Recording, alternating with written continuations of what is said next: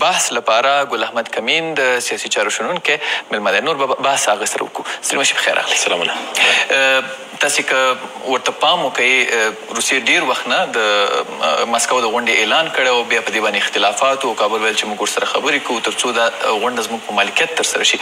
اوس لیدل کېږي چې په نه زړه باندې کابل له خوا نه کابل خو نه ورځي خو د سولې عالي شورا یو پلای ورځي. دغه ناسته به اوس چې افغان حکومت پکې رسما نشته دی یا امریکا ورکې رسما نشته وي، څه اغېزه به ولري؟ د سپېڅلي څښتن په پاکنامه تاسو او د طلوع تلویزیون ټولو لیدونکو ته سلامونه وړاندې کوم.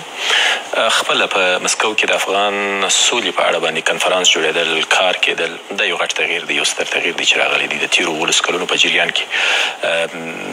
مخکې دا څه نه وه. نن چې په ازبکستان کې څو عمر مخکې کنفرانس جوړېږي د افغان سولې په اړه باندې په مسکو کې جوړېږي، دا په دې معنی چې یو منطقوي اجماع رامنځته سوې ده د افغانستان د سولې اړوند او دا یو ښه خبر دی. زه نه پوهېږم چې افغان حکومت ولې په دومره کښته ډیپلوماټیک انداز باندې په دې کې برخه اخلي. نن د خارجه وزارت یو چارواکي نصیر احمد اندیشه دا خبره وکړه چې زموږ د نه ګډون یو دغه هم دا و چې هره خبره چې کېږي د افغانانو په مالکیت دې وشي. دلته د روسیې په نیت باندې ځینې شکونه په سیمه کې راپورته شوي دي، یا مثلا دننه د افغانستان په چارواکو کې چې ښکاره خبره نه کوي خو پټه پټه ویل کېږي.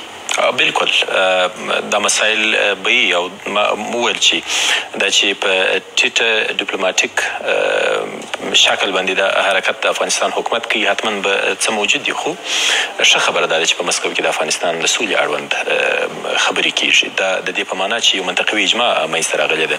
په جنوبي او مرکزي اسیا کې د سولې اړوند خبرې د افغانستان تر هغه وروسته کېږي چې د دواړو سیمو خپلې محاسبې وکړي چې د افغان جګړه کې زموږ څومره اقتصادي تاوان دی هره ورځ. په مرکزي اسیا کې نهایت ډېرې د انرژۍ زیرمې دي او جنوبي اسیا هغه ته ضرورت لري. دا که د انتقال نه کړي، یوازینۍ لاره د انتقال افغانستان دی، که د انتقال نه کړي هره ورځ دی تاوان ویني او دا تاوان د ټولو منطقې ته رسېږي، نه یوازې افغانستان ته بلکې ټولې منطقې ته.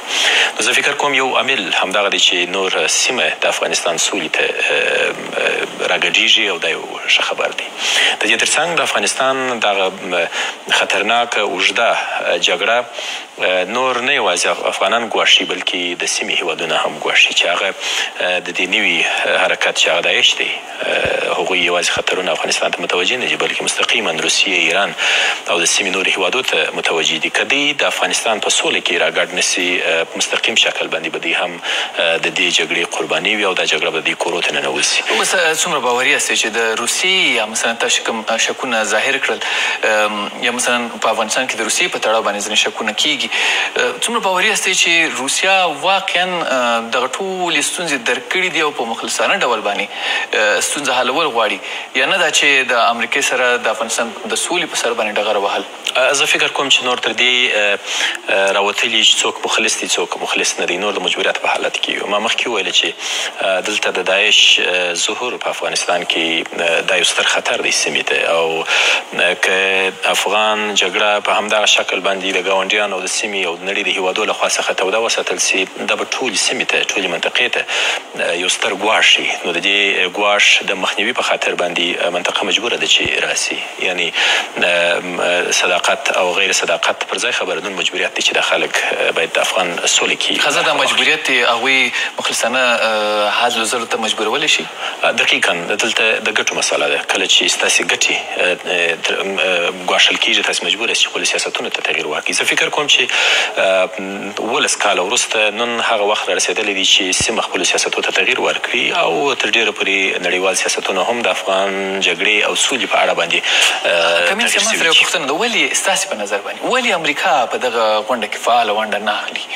یا مثلا کوم وایي چې موږ به کابل سره پرې مشوره کوو، بیا به یو استازی هم په ټیټه کچه باندې دوی ورته لیږي. ولې طالبان چې په جده کې او مکه کې غونډې ته حاضر نه شول، اما په مسکو کې غونډې ته په ډېره دلچسپۍ باندې 12 کسان رالیږي. هر لوری خپلې ګټې پالي او کوشش کوي چې خپلې ګټې خوندي کړي. دا چې ولې طالبان په هغو کنفرانسونو کې ګډون ونه کړ او په دې کې کوي د دې به خپله ګټي، او دا چې امریکا ولې دې کنفرانس ته په دومره سست شکل باندې ګوري د دې خپلې ګټې. زه فکر کوم چې د افغانستان د سولې پروسه چې په دې وروستیو کې په ډېره تیزي سره مخته روانه ده، د امریکا تر رهبرۍ لاندې مخته ځي. دا خپله یو ستر تغییر دی چې موږ په تېره 1.5 لسیزه کې لرو.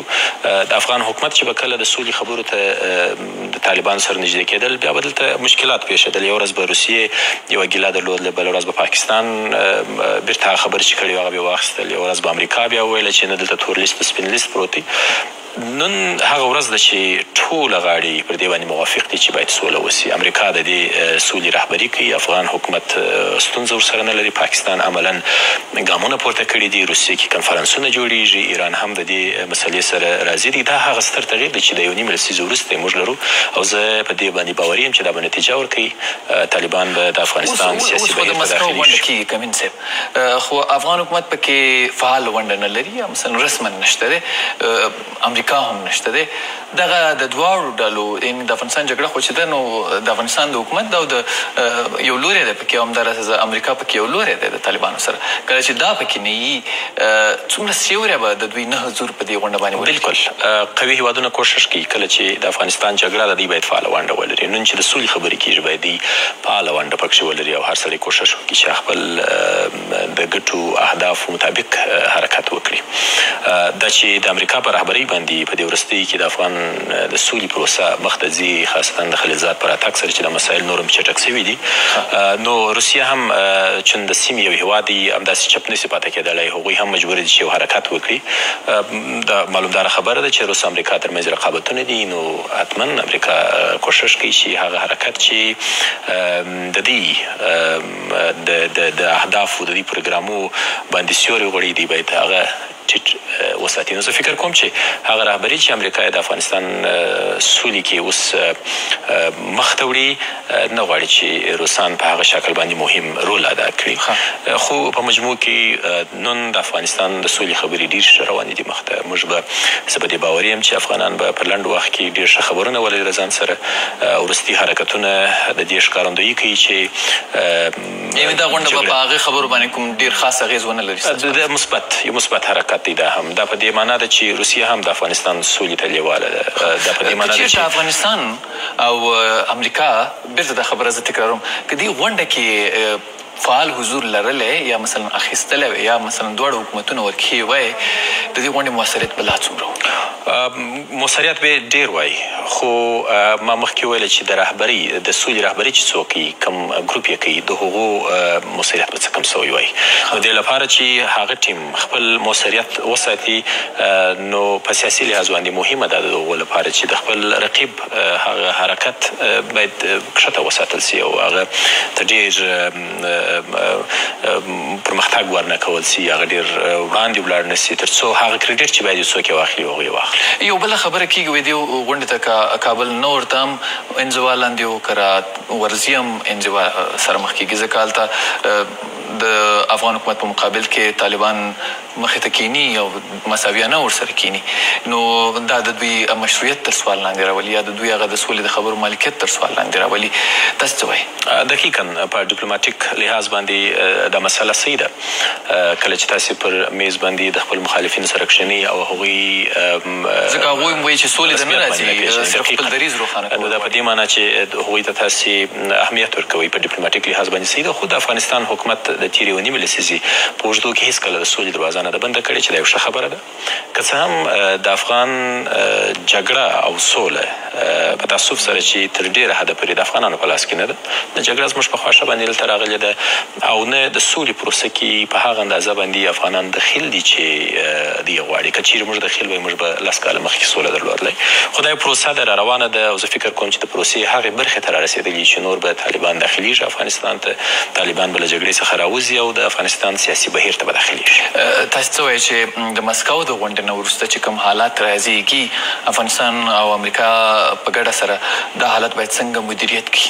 د افغان سولې دپاره؟ زه فکر کوم چې موږ هغه منطقوي اجماع چې د افغان سولې اړوند راغلي د هغه که ایران دی، روسیه ده، مرکزي اسیا هیوادونه دي، د جنوبي اسیا هیوادونه دي، پاکستان دی او حتی هند دی، دغه اجماع باید په ښه شکل باندې مدیریت سي، دا همداسې وساتل سي او له دې اجماع څخه د افغانستان د ملي ګټو په چوکاټ کې پر یو داسې شکل باندې، پر یو داسې پروسه باندې کار وسي چې هم د افغانستان ګټې خوندي پاتې سي او هم دغه اجماع له منځه ولاړه نه سي. او په اخره کې راته ووایي چې فکر کوئ چې طالبانو په کېناستو باندې شروع وکړه؟